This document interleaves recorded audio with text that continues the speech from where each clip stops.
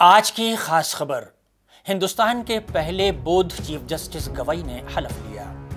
अदलिया में कई बड़े फैसले देकर शोहरत हासिल की। खबर की चार अहम बातें।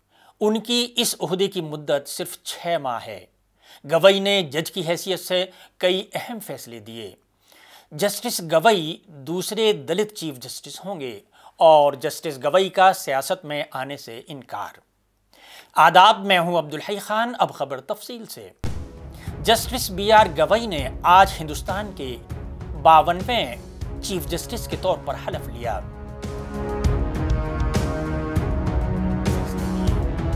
जस्टिस गवई दूसरे दलित चीफ जस्टिस होंगे और जस्टिस गवई का सियासत में आने से इनकार।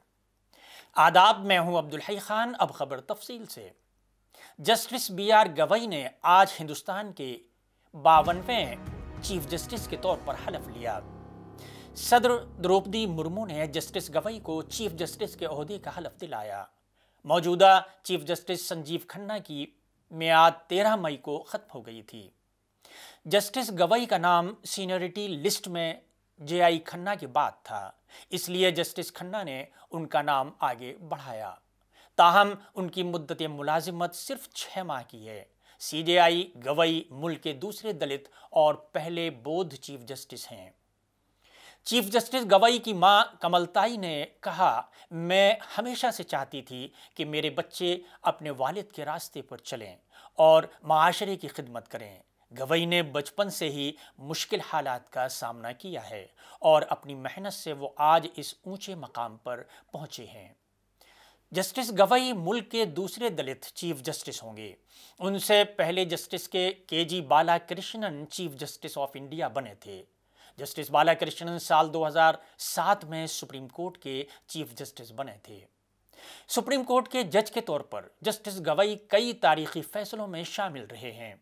उनमें मोदी हुकूमत के 2016 के नोटबंदी के फैसले को बरकरार रखना और इंतखाबी बॉन्ड स्कीम को गैर आईनी करार देना शामिल है। एक बार जस्टिस गवई ने कहा था कि इलेक्शन लड़ने के लिए जज का इस्तीफा लोगों के गैर जानिबदारी के तसव्वुर को मुतासिर करता है। अदालती अखलाकियात और दयानतदारी वो बुनियादी सुतून हैं जो कानूनी निज़ाम की साख को बरकरार रखते हैं। अदलिया पर अवाम का एतमाद बरकरार रखना ज़रूरी है। अगर एतमाद ख़त्म हुआ तो वो अदालती निज़ाम से बाहर इंसाफ मांगेंगे। उन्होंने रिटायरमेंट के बाद सियासत में आने से इनकार कर किया। उन्होंने कहा कि CJI के ओहदे पर फाइज होने के बाद किसी शख्स को कोई जिम्मेदारी नहीं लेनी चाहिए। ये बात उन्होंने इतवार को मीडिया से गुफ्तगू करते हुए कही। उन्होंने कहा, 14 मई को बुध के रोज पूर्णिमा के मौके पर हलफ लेना मेरे लिए बड़े एजाज की बात है। राष्ट्रपति भवन में हलफ बर्दारी की तकरीब में नायब सदर जगदीप धनखड़, साबिक सदर रामनाथ कोविंद, वजीर आजम नरेंद्र मोदी और वजीर दाखिला अमित शाह समेत कई मरकजी वज़रा भी मौजूद थे।